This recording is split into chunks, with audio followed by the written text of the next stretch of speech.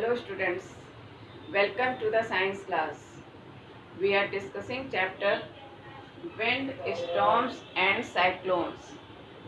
So far in this chapter you have learned that air exerts pressure on objects and when wind blows at high speed air pressure reduces and air expands on heating and contracts on cooling and hot air is lighter and it rises up.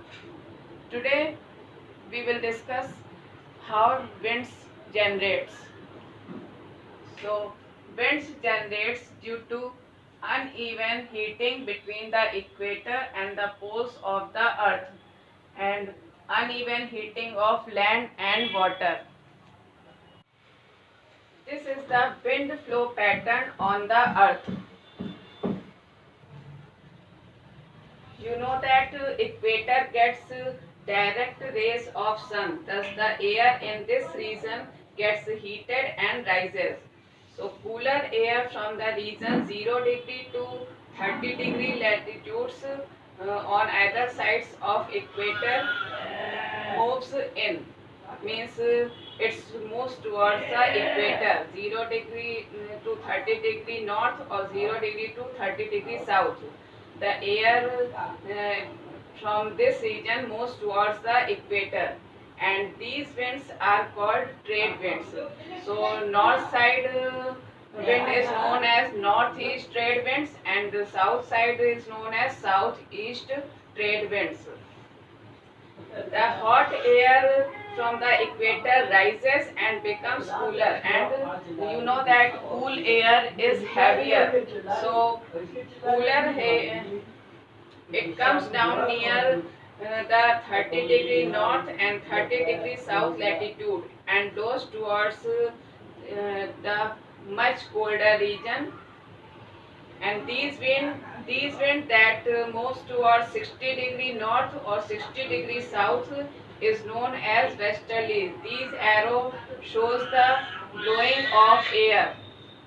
So when wind blows towards 60 degree north and 60 degree south, these moves towards colder regions. So these winds are known as westerlies.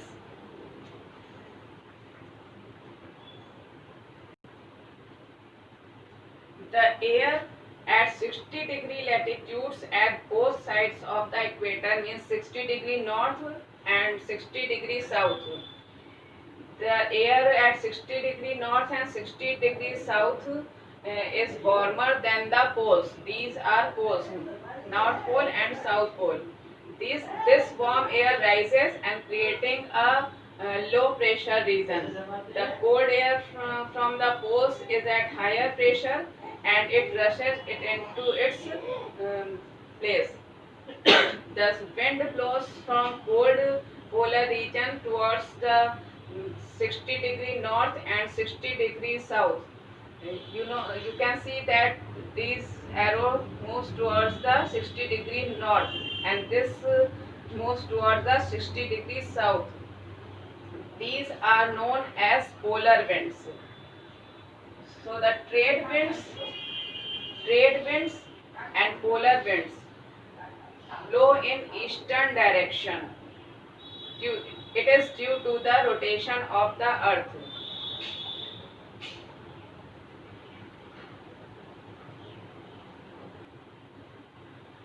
Wind is also generated through uneven heating of land and water.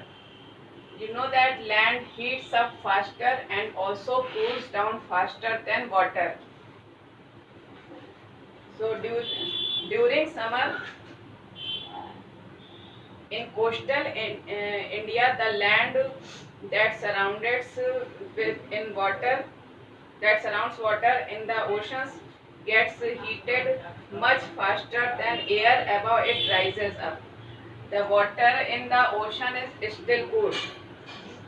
Means the land it is surrounded with water of the ocean, it gets heated much faster and the air above it rises up. The cool air above the oceans at higher pressure and blows towards land carrying water vapor with it. These winds are called summer monsoon winds. They cause rainfall in most part of the India.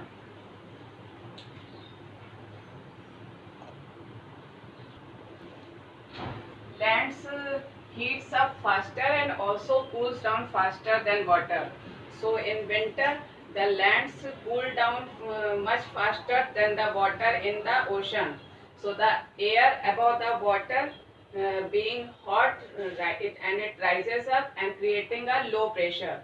So the cooler air above the land, which is at high pressure, it rushes towards the oceans.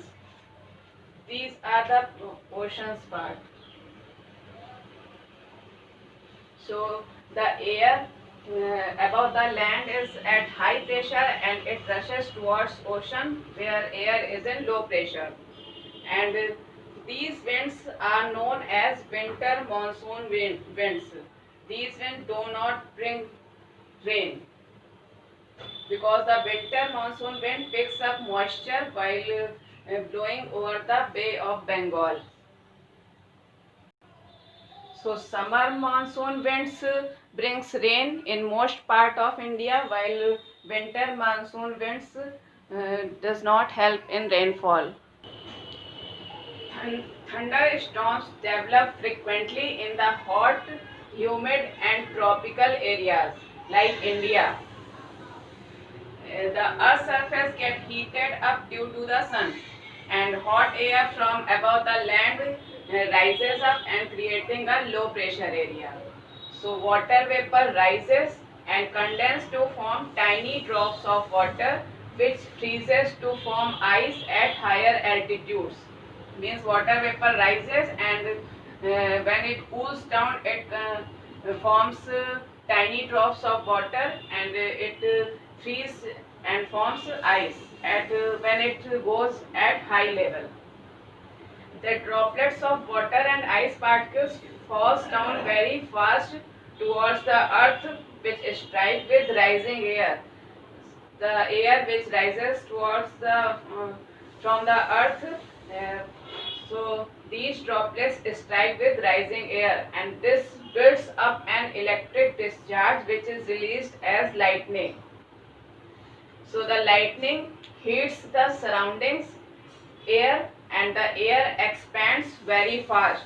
When lightning hits the surrounding air, it expands very fast and producing a loud sound that is known as thunder.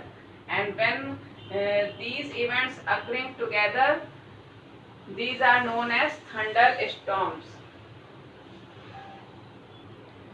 And these thunderstorms become a cyclones. So what precautions should be taken by us to prevent us from thunderstorms and cyclones? We will study in next session. That's all for today. Thank you. Have a nice day.